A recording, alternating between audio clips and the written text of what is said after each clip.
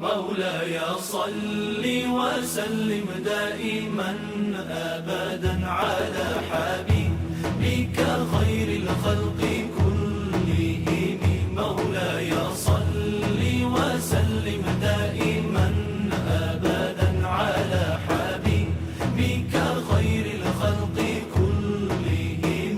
محمد سيد الكونين والثقلين. محمد سيد الكونين والثقلين. محمد سيد الكونين والثقلين والفريقين من عرب ومن عجم.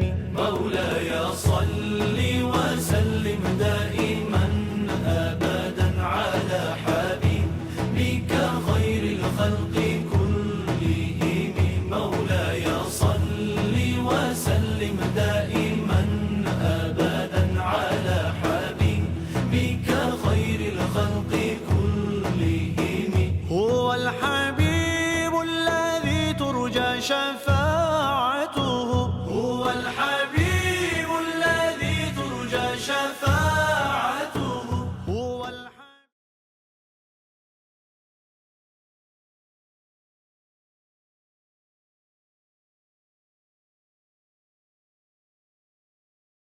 اللہ الرحمن الرحیم. رب اشرح لي صدری ویسر لي امری واحلل عقدۃ من لسانی یفقهوا قولی. الحمد للہ الذی لا مانع لحکمہ ولا ناقض لقضائہ.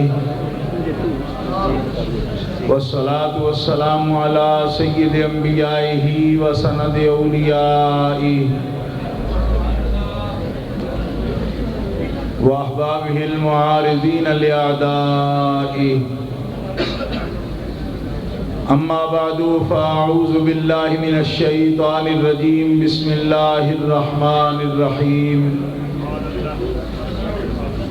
وعلمك ما لم تكن تعلم وكان فضل الله عليك عظيما. صدق الله العظيم. إن الله وملائكته يصلون على النبي يا أيها الذين آمنوا صلوا عليه وسلموا تسليما. الصلاة والسلام عليك يا رسول الله وعلى آلك وأصحابك يا حبيب الله. الصلاة والسلام عليك يا رحمة للعالمين وعلى آلك وأصحابك يا خاتم النبيين. مولاي صل وسلم دائما أبدا على حبيبك خير الخلق كلهم. محمد سيد الكونين والثقلين والفريقين من عرب ومن عجم. فاق النبيين في خلق وفي خلق ولم يدانوه في علم ولا كرم. أبان مولده عن طيب عنصره يا طيب مبتدأ منه ومختتم. وبات إيوان كسرى وهو منصدع كشمل أصحاب كسرى غير ملتسم. منزه عن شريك في محاسنه فجوهر الحسن فيه غير منقسم. ثم الرضا عن نبي بكر وعن عمر وعن علي وعن عثمان ذي الكرم. رب صل وسلم دائما أبدا على حبيبك خير الخلق كلهم. اللہ تبارک و تعالی جل جلالہ وعم نوالہ وعظم شانہ ولا الہ غیرہ کی حمد و ثنا. حضور رحمت عالم، نور مجسم، شفیع معظم، قائد المرسلین، سید النبیین، امام الاولین والآخرین، جناب محمد مصطفیٰ احمد مجتبیٰ صلی اللہ علیہ وآلہ واصحابہ وبارک وسلم کی بارگاہ اقدس و انور میں درود و سلام کا نذرانہ پیش کرنے کے بعد، گرامی قدر حضرات، آج کا یہ عظیم الشان فقید المثال نورانی روحانی وجدانی اور ایمانی اجتماع حضور سید کون و مقام امام الانبیاء حبیب خدا علیہ تحیت و ثنا کی یاد میں آپ کی ولادت طیبہ کی خوشی میں حسب روایت سابقہ بڑے اہتمام کے ساتھ میلاد النبی صلی اللہ علیہ وسلم کا یہ عظیم جلوس اور اجتماع جس میں آپ شریک ہیں، اس عظیم الشان جلوس کے بانی اور اس بزم کے ساقی حضرت خواجہ خواجگاں آفتاب نقشبندیاں قیوم پنجم فخر سلسلہ عالیہ نقشبندیہ مجددیہ قبلہ عالم حضرت قبلہ خواجہ صوفی محمد اسلم صاحب نقشبندی مجددی رحمت اللہ تعالی علیہ رحمت واسعہ، ان کا عرص پاک، ان کے جانشین آفتاب شریعت و مہتاب طریقت قاسم انوار سلسلہ عالیہ نقشبندیہ حضرت صاحبزادہ صوفی محمد ریاض احمد صاحب اسلمی نقشبندی مجددی دامت برکاتہم العالیہ، ان کی قیادت میں حضور خواجہ خواجگان کے تمام مخلصین متوسلین احباب اہل سنت بالخصوص خلفائے طریقت سلسلہ عالیہ نقشبندیہ مجددیہ اسلمیہ تشریف فرما ہے۔ آپ نے ابھی محقق اہل سنت مناظر اعظم حضرت علامہ مولانا محمد سعید احمد اسد دامت برکاتہم العالیہ کی تقریر سماعت فرمائی۔ میں آپ حضرات سے یہ وضاحت کے ساتھ بات عرض کرنا چاہتا ہوں کہ اہل سنت و جماعت حضور نبی کریم علیہ السلام کے طریقہ پر تواتر اور تسلسل کے ساتھ قائم و دائم ہیں، اور دنیا کے سب مذاہب جتنی تیاری اور جتنی وسائل اور اسباب کے ساتھ اہل سنت کے عقائد ان کے اعمال و معمولات پر حملہ آور ہیں، وہ محتاج بیان نہیں، ہر سنی اس سے واقف ہے، لیکن میں آپ کو اس بات کی تسلی دلاتا ہوں کہ ہمارے اولیاء کاملین نے یہ سند دے رکھی ہے کہ جب تک اہل سنت و جماعت سنت نبویہ اور صحابہ اکرام اور اہل بیت اطہار کا دامن اپنے ہاتھ میں رکھیں گے، دنیا کی کوئی طاقت اس مسلک اور جماعت کو ختم نہیں کر سکتی۔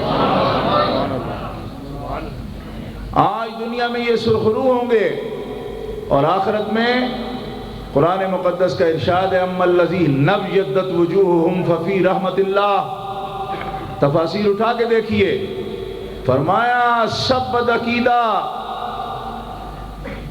سیاہ روح جلے ہوئے چہروں کے ساتھ میدان حشر میں لائے جائیں گے۔ ایک جماعت جس کی امانت اور جس کی قیادت و سیادت صحابہ اکرام کے امیر سیدنا ابو بکر صدیق فرما رہے ہوں، حضرت ابو بکر صدیق رضی اللہ تعالیٰ عنہ کی قیادت میں وہ جماعت میدان حشر میں اترے گی۔ تفسیر قرطبی اٹھا کے دیکھیے، فرمایا اما الذین ابیضت وجوہہم ففی رحمت اللہ، وہ جماعت چمکتے ہوئے سورج جیسے چہرے لے کر میدان حشر میں اترے گی، اور وہ جماعت اہل سنت و جماعت۔ گرامی قدر حضرات، اہل سنت و جماعت کبھی تصور بھی نہیں کر سکتے کہ اہل بیت اطہار کا دامن ان کے ہاتھ میں اور ان کی محبت اہل سنت کے قلوب میں نہ ہو، اس بات کا تصور بھی نہیں ہو سکتا۔ کیوں؟ اس لیے کہ اہل بیت حضور کے اہل بیت ہیں۔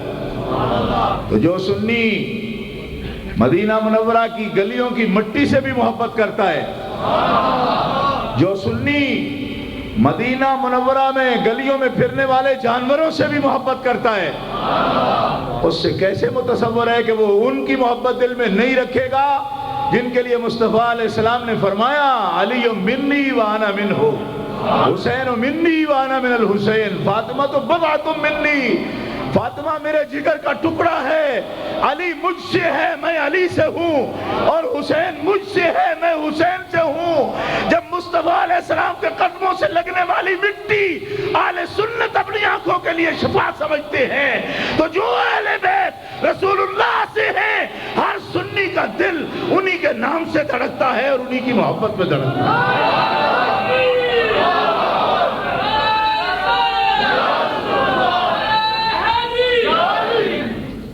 گرامی قدر حضرات، لیکن جو حقیقت ہے وہ حقیقت ہے، اہل سنت بڑے توازن اور اعتدال اور اعتماد کے ساتھ چلتے ہیں۔ یہ آستانہ اور یہ گھرانہ، یہ دار الرحمت ہے، لیکن یہ بات ذہن میں رکھو کہ یہ گھر ابو بکر صدیق کا گھر ہے۔ پھر سے دوہرا کے کہتا ہوں، یہاں فیضان اہل بیت کا بھی شامل ہے۔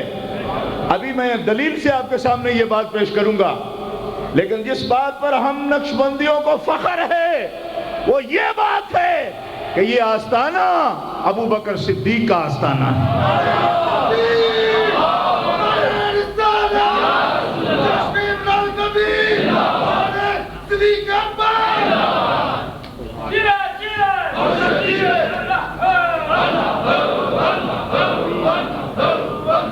گرامی قدر حضرات، توجہ فرمائیے، حضرت سیدنا ابو بکر صدیق امام ہیں ہمارے سلسلہ عالیہ کے۔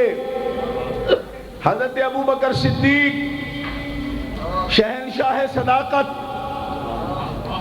مصطفیٰ علیہ السلام کے فداکاروں کے شہنشاہ، آپ پہ جان مال اولاد اس انداز سے قربان کی کہ مصطفیٰ علیہ السلام نے خود فرمایا مجھے کسی کے مال نے اتنا نفع نہیں دیا، فائدہ نہیں دیا جتنا ابو بکر صدیق کے مال نے فائدہ دیا۔ اپنی طرف سے کوئی دعویٰ کرے میری یہ قربانی میری وہ قربانی، قربانی اس کی کہ جس کو مصطفیٰ علیہ السلام نے خود قبول فرمایا اور ارشاد فرمایا کہ میں نے سب کے جتنے بھی احسانات تھے سب کا بدلہ دے دیا، لیکن ابو بکر کے احسانات کا بدلہ مدنی تاجدار فرماتے میں بھی نہیں دے سکا، کل قیامت کے دن اللہ آپ ابو بکر کے احسانات کا بدلہ دے گا۔ احادیث عالیہ میں یہ مفہوم موجود ہے، اور میں نے کہا یہ اہل بیت کا آستانہ ہے اور ابو بکر صدیق کا آستانہ ہے۔ لوگ کہیں گے یہ تو آپس میں کوئی الگ ہے، آپس میں الگ نہیں ہے۔ اہل بیت کس کے؟ حضور کے۔ حضور نے خود اپنی برات ابو بکر کے صحن میں اتار کے ان کو اپنے اہل بیت میں شامل کر لی۔ پیار سے کہیے سبحان اللہ۔ جس کی بیٹی گھر میں ہو اور عزت ہو، عائشہ صدیقہ رسول اللہ کی عزت ہیں۔ عائشہ صدیقہ کائنات مجتہدہ امت، صدیقہ بنت صدیق حضور کی بیوی ہے، مومنوں کی ماں ہے اور مصطفیٰ کی عزت ہے۔ حضور نے انہیں اہل بیت میں شامل کیا اور یوں ہی شادی نہیں کر لی۔ کسی کا دل چاہے کہ میں شادی کر لوں، وسائل ہوں اس کے پاس تو کہیں سے رشتہ مل جائے شادی کر لے، حضور ایسے نہیں ہے۔ ما ينطق عن الهوى ان هو الا وحی یوحی، حضور تو تب تک بات ہی نہیں کرتے جب تک ان کا اللہ انہیں بلاتا نہیں. یہ کوئی عام سی شادی نہیں کہ حضور کی پسند تھی تو آپ نے شادی کر لی نہ. حضور فرماتے ہیں کہ مجھے جبریل امین نے بتایا کہ آپ کا اللہ چاہتا ہے کہ آپ عائشہ سے شادی کر لیں. جبریل امین نے مجھے کہا اور ان اللہ ابالی ان نتزوج او ازوج الا اہل الجنہ. میرے رب نے انکار کیا اس بات سے کہ میں کسی جہنمیہ عورت سے شادی کروں. میرے رب کا فیصلہ ہے اے محمد تو جنتی عورتوں سے شادی کرے گا اور جن کے گھروں میں تیری بیٹیاں ہوں گی وہ سب جنتی ہوں گی. زور سے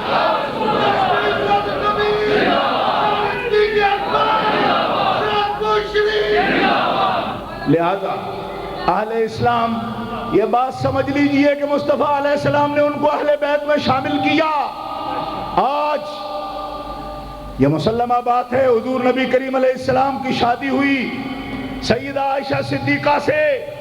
اور یہ صرف شادی نہیں ہے, ذرا توجہ فرمائیے, سیاستہ میں یہ حدیث موجود ہے. مصطفیٰ علیہ السلام نے حضرت فاطمہ الزہرا خاتون جنت سیدۃ النساء العالمین حضرت فاطمہ الزہرا سے فرمایا فاطمہ جو مجھے راضی کرنا چاہتا ہے وہ عائشہ کو راضی رکھے.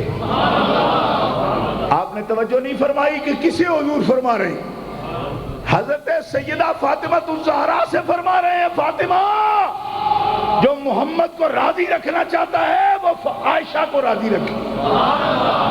اور میرے پیر اور اس سلسلہ عالیہ کے پیر قیوم زمانی قطب ربانی قندیل نورانی شہباز لامکانی حضرت مجدد الفسانی شیخ احمد سرہندی فاروقی فرماتے ہیں کہ میں فاتحہ میلاد شریف فاتحہ شریف سرکار کی بارگاہ میں جب اصالہ ثواب کے لیے پیش کرتا تو میں عجیب منظر دیکھتا ہوں کہ ایک دن بھی میں نے اصالہ ثواب کیا حضور نے میری طرف نہیں دیکھا, دوسرے دن بھی میں نے اصالہ ثواب کیا سرکار نے میری جانب نہیں دیکھا, تیسرے دن بھی میں نے اصالہ ثواب کیا سرکار نے میری طرف نہیں دیکھا.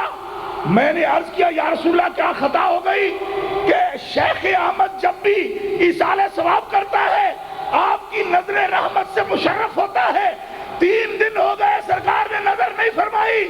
فرمایا شیخ احمد تیری فاتحہ قبول ہے مگر تجھے ایک بات بتانا چاہتا ہوں کہ میں کھانا عائشہ کے گھر میں کھاتا ہوں, میں کھانا عائشہ کے گھر میں کھاتا ہوں. جو مجھے کچھ کھلانا چاہے میری خدمت کرنا چاہے وہ اصالہ ثواب میں عائشہ کا ذکر ضرور کرے. حضرت شیخ احمد فرماتے ہیں اتفاق سے 3 دن کے فاتحہ شریف کے اصال میں ازواج مطہرات کا نام نہیں لے سکا تھا. سرکار نے ناراضگی کا اظہار فرمایا اور اس کے بعد حضرت مجدد مکتوبات کے دفتر سوم میں فرماتے ہیں اے نقشبندی صوفیوں جب بھی اصالہ ثواب کرو تو اس بات کا خیال رکھو کہ جب تک عائشہ کا نام نہ آئے سرکار خوش ہو کے غلاموں کا ہدیہ قبول ہی نہیں فرماتے.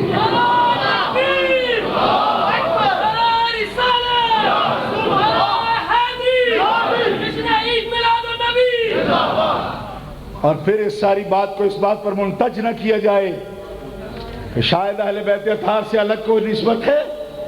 آؤ نقشبندی سلسلے کے شجرے یہاں لگے ہوئے ہیں, شجرہ طریقت یہاں لگا ہوا ہے, اکثر صوفیاء کے پاس وہ موجود ہے, طالبوں کے پاس موجود ہے, اٹھا کے دیکھو. ائمہ اثنا عشر اہل بیت میں 12 اماموں میں سب سے عالم جو ہستی مشہور ہے وہ حضرت امام جعفر صادق بن امام محمد باقر ہے, بن امام زین العابدین بن امام حسین رضی اللہ تعالیٰ عنہ. حضرت امام جعفر صادق ہمارے نقشبندیوں کے پیر ہیں. شجرے اٹھا کے دیکھو آپ کو نام یاد ہونا چاہیے. امام جعفر صادق نقشبندیوں کا شجرہ امام جعفر صادق تک جاتا ہے. اور کون امام جعفر صادق کہ جن کی والدہ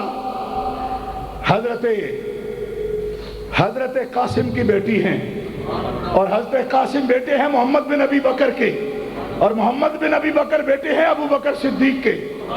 حضرت قاسم فرماتے ہیں جب امام محمد باقر کی بارات، اور امام محمد باقر کون ہیں؟ پوتے ہیں امام علی مقام امام حسین کے، امام زین العابدین کا بیٹا۔ جب ان کی طرف سے پیغام آیا، امام زین العابدین نے حضرت قاسم کو پیغام دیا کہ میں اپنا بیٹا تیرے گھر میں بیانا چاہتا ہوں، تیری بیٹی سے اس کا میں عقد کرنا چاہتا ہوں۔ تو حضرت قاسم نے فرمایا میری زندگی کی سب سے بڑی خوشی یہ ہے کہ آپ کے نانا جان کی بارات میرے دادا ابو بکر کے صحن میں آئی تھی، آج امام زین العابدین کے بیٹے کی بارات اگر قاسم بن محمد بن ابی بکر کے صحن میں آتی ہے تو دنیا کو پتہ چل جائے گا کہ آل ابو بکر صدیق اور آل محمد یہ دو نہیں ہیں، مصطفیٰ ایک کر کے گئے تھے اور آج بھی یہ ایک ہی ہے۔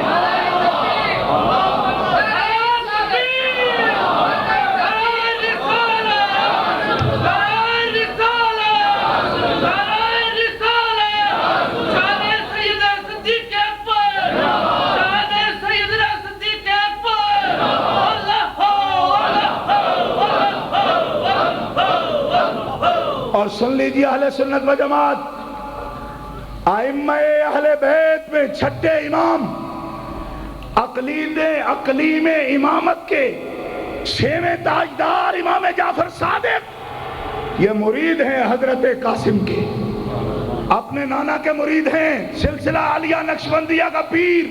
شجرہ اٹھا کے دیکھنا اپنی اپنی جگہ، جو کچھ میں کہہ رہا ہوں اس کی تصدیق ہوگی کہ امام جعفر صادق اپنے نانا حضرت قاسم کے مرید ہیں، اور حضرت قاسم مرید ہیں حضرت سلمان فارسی کے، اور حضرت سلمان فارسی مرید ہیں سیدنا ابو بکر صدیق کے، اور سیدنا ابو بکر صدیق سے جو مل گیا وہ مصطفیٰ کے قدموں تک پہنچ جاتا ہے۔ گرامی قدر حضرات، اس طرح یہ سلسلہ صحابہ کا سلسلہ بھی ہے، اہل بیت اطہار کا سلسلہ بھی ہے۔ یہاں دونوں نسبتیں موجود ہیں، جس کی آنکھیں کھلی ہوں وہ اس بات کا مشاہدہ کر سکتا ہے، اور جو اندھا ہو اسے بغیر اعتراض کے کوئی بات نہیں۔ اور اس طرح کے اعتراض تو لوگ خدا پہ بھی کرتے ہیں اور خدا کے رسول پہ بھی کرتے ہیں، لیکن اعتراض وہی ہوگا جس میں کوئی وزن ہو۔ گرامی قدر حضرات، آج اس سلسلہ کی طرف سے میلاد شریف کی یہ محفل منائی جاتی ہے، اور میرے آقا بہت سے فضائل آپ نے سنے، صرف ایک بات، وقت کم ہے، وہ بات یہ ہے کہ حضور امام الانبیاء والمرسلین، قائد المرسلین، سید النبیین، امام الاولین والآخرین، حبیب خدا، اللہ نے آپ کو نائب مطلق فرمایا۔ حضور اللہ کے نائب مطلق ہیں، اور آپ نے دیکھا کہ بہت سے محکموں میں آخری درجے کی، بڑے درجے کی جو ملازمت ہوتی ہے اسے کی پوسٹ کہتے ہیں، کی پوسٹ، یعنی کہ سب سے بڑا عہدہ اس کا ہے، جو اس کا مقام یہ ہے کہ کی پوسٹ ہے، اس کی چابی کا درجہ رکھتا ہے۔ آئیے ذرا سا توجہ فرمائیں گے، میں مسئلہ عرض کر رہا ہوں۔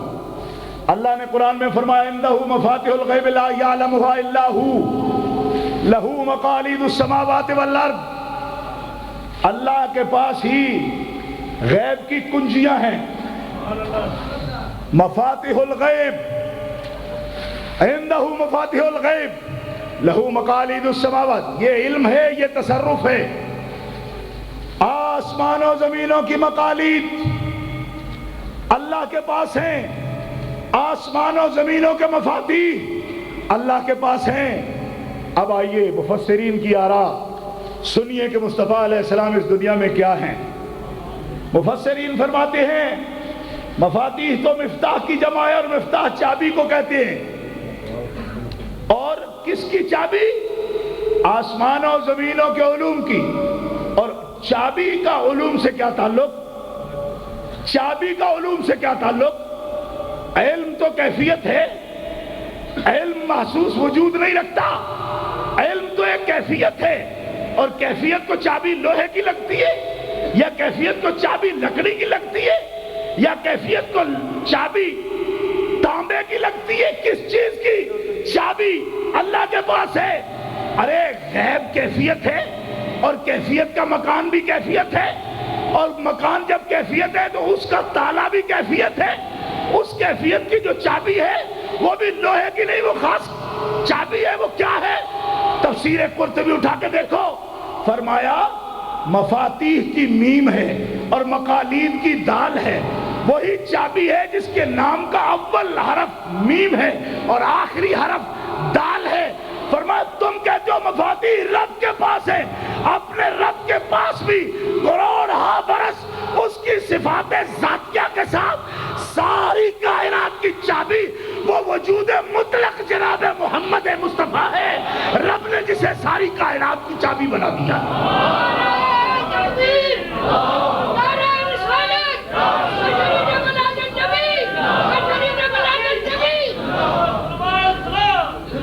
نعرہ تکبیر، نعرہ رسالت، اس طرح جاندار بولے جو کچھ میں نے عرض کیا۔ چابی سے ہر چیز، جس چیز کی چابی ہے وہ شے کھل جاتی ہے۔ فرمایا سب سے پہلے وجود باری تعالیٰ دیکھو، فرمایا کن تو کنز مخفیہ، میں تو خود ایک چھپا ہوا خزانہ تھا، میں نے یہ چاہا کہ میں کھل جاؤں، پہچانا جاؤں، تو کون سی چابی کام آئی؟ فرمایا وجود محمدی کی وجہ سے میں کائنات پر آشکارا ہو گیا۔ سبحان اللہ، کہہ دیجئے سبحان اللہ۔ سبحان اللہ۔ اس جہان سے اس جہان تک ایک سفر جاری ہے۔ عالم اجسام میں جو لوگ آئے ہیں عالم برزخ میں جائیں گے، عالم برزخ سے پھر باس بعد الموت اس دنیا میں جائیں گے، لیکن یہ کبھی سفر الٹا نہیں ہو سکتا۔ عالم ارواح سے عالم اجساد، عالم اجساد سے عالم برزخ، انبیاء کرام 1,24,000 انبیاء اس سفر میں عالم اجساد سے برزخ کا سفر کر چکے، لیکن وہی چابی جو سارے اللہ کی طرف سے جاری کردہ کلمات و عادات کی بھی چابی ہے۔ فرمایا قانون یہی ہے کہ یہ عالم اجساد سے عالم برزخ کو جا چکے، اب ان کا واپس آنا ممکن نہیں قانون کے مطابق، لیکن فرمایا سارے قوانین کی چابی تو حضور ہیں۔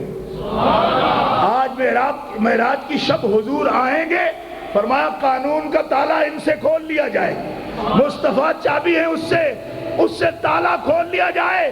برزخ سے پلٹ کے عالم اجساد میں کوئی نہیں آتے، پر صحیح احادیث کہتی ہیں کہ مسجد اقصی میں برزخی زندگی والے 1,24,000 انبیاء جمع ہیں، اور جمع ہو کر بتا رہے ہیں کیا ہو سکتا ہے کیا نہیں ہو سکتا۔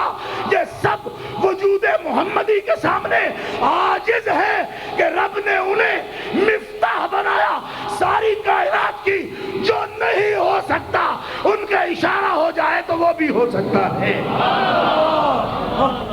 گرامی قدر حضرات،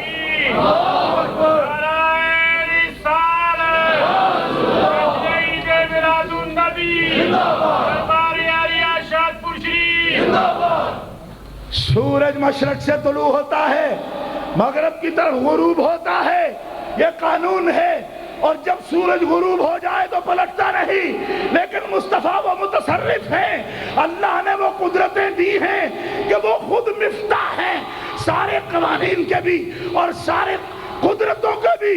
فرمایا سورج غروب ہو چکا، اس کی تصدیق ہو چکی، لیکن مولا علی شیر خدا فرماتے ہیں رسول اللہ نے انگلی کا ایک اشارہ کیا، سورج پلٹ کے ڈوبا ہوا سورج عصر کے وقت پر آیا، اور سورج اعلان کرتا ہے کہ تصرف کے یہ بادشاہ ہیں اور عالم امکان کی سب چابیاں ان کے ہاتھ میں ہیں، چاہے تو طلوع نہ ہونے دے اور چاہے تو غروب سورج کو پلٹا کے عصر کے وقت پر لے جائیں، کیونکہ جان ہے وہ جہان کی، جان ہے تو جہان ہے، اور خالق کل نے آپ کو مالک کل بنا دیا، دونوں جہاں ہیں آپ کے قبضہ و اختیار میں۔